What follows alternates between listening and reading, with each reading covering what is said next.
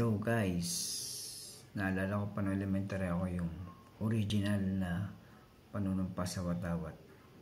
Kung naalala niyo pa to, tara, sabayan niyo ako. Taas natin ating kanang kamay. Ako'y nanunumpat nagtatapat sa watawat ng Pilipinas at sa republikang kanyang kinakatawan. Isang bansang malaya na may kalinga ng Diyos, buo at di mahati, kalayaan para sa lahat. Iniibig ko ang Pilipinas. Ito ang aking lupang sinilangan.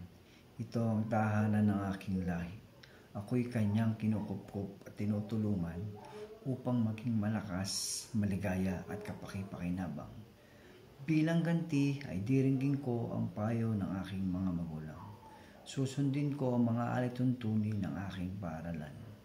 Tutuparin ko ang mga tungkulin ng isang mamamayang makabayan at masunurin sa batas. Paglilingkuran ko ang aking bayan ng walang pag-iimbot at ng buong katapatan. Sisikapin kong mag-isang tunay na Pilipino sa isip, salita at sa gawa. Salamat!